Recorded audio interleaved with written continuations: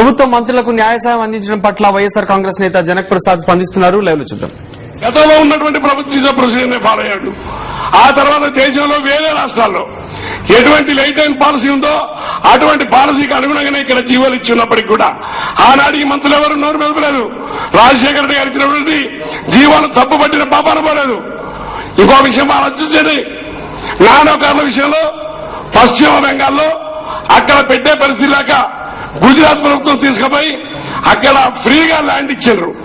అంతేకాదు అక్కడికి ట్రాన్స్పోర్ట్ చేయడం కోసం మొత్తం ఖర్చులు కూడా బెంగాల్ నుంచి గుజరాత్ దాకా ఆ ప్రభుత్వం భరించింది. దాన్ని ఏమంటారండి? ఇవాళ రాజశేఖర రెడ్డి గారి టైంలో ఇచ్చిన జీవోలు ఆ విషయంలో మాట్లాడకుండా జగన్మోహన్ రెడ్డి మీద ఈ విధంగా కుట్ర పడుతుంది కాబట్టి ప్రజలు చూస్తున్నారు. ప్రజలు మీరు ఏది కుట్రలో భాగంగా ఇబ్బంది పెట్టాలనుకుంటున్నారు. ఇటువంటి ప్రభుత్వాలు ఈ విధంగా చేయడం వల్ల ఎట్టి పరిస్థితుల్లో కూడా ప్రజలు గమనించి బుద్ధి చెప్పేటువంటి పరిస్థితి ఏర్పడుతుంది. ఇవాళ జీవోలు ఇచ్చినటువంటి మంత్రులకు మీరు న్యాయసాయం ఇస్తారు, అదేవిధంగా అధికారులకు ఇస్తారు. ఆ విధంగా ఇవ్వడం ఉద్దేశం ఏంటి? మా మంత్రులు మా అధికారులు తప్పు చేయలేదు కాబట్టి ఆ తప్పు జరగలేదు కాబట్టి ఆ జీవోలు సక్రమంగా చెప్పదలుచుకున్నారా? ఆ చెప్పేదేదో 10 మాసాల కింద చెప్పినట్టయితే మంచిగా ఉండేది కదా. ఇంకొక విషయం ఏంటంటే ఈ రోజు పార్టీలో లేని వాళ్ళు కానీ పార్టీలో ఉన్నవాళ్ళు కానీ ఈ జీవోల విషయంలో మాట్లాడలేదు అంటే వాళ్ళకి అన్ని విషయాలు తెలుసు. ఈ విధంగా జీవోలు ఇటువంటి ఆనవాయితీ గతంలో ఉన్నటువంటి ప్రభుత్వాలు కూడా ఇటువంటి జీవోలు ఇవ్వడం జరిగింది. ఆ జీవోలు ఇవ్వడం వల్లనే ఈ రాష్ట్రంలో అభివృద్ధి జరిగిందా జరగలేదా పక్కా పెట్టినట్టయితే ఆ జీవోలు ఆనాడు అమలు పరిచే పరిస్థితి ఏర్పడింది.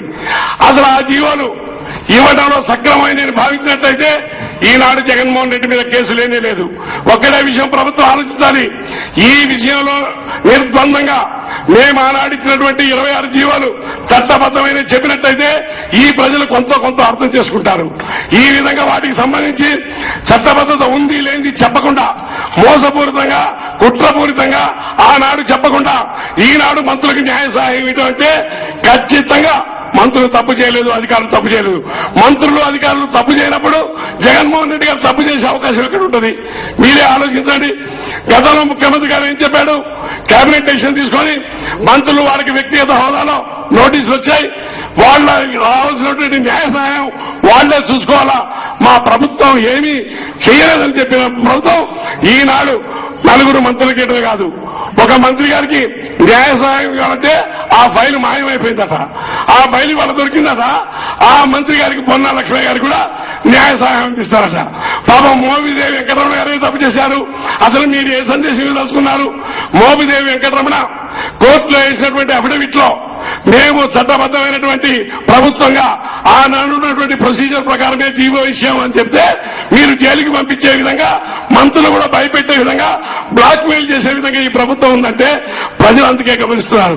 మీరు ఇటువంటి ద్వంద్వ ప్రమాణాలు పాటించినంత కాలం ఈ ప్రజలు మొన్న 12వ తారీఖు నాడు జరిగిన ఎన్నికల్లో 15వ తారీఖు నాడు ఏ రిజల్ట్స్ చెప్పారో ఆ రిజల్ట్స్ పునరావృతం అయితే ఈనాడు రాష్ట్రంలో పరిపాలిస్తున్నటువంటి సైకిల్ కాంగ్రెస్ అంటే కాంగ్రెస్ పార్టీ తెలుగుదేశం చంద్రబాబు నాయుడు చేతిలో కీలుబొమ్మగా ఉన్నంతకాలం ఈ ప్రజలు మిమ్మల్ని ఓడిస్తూనే ఉంటారు.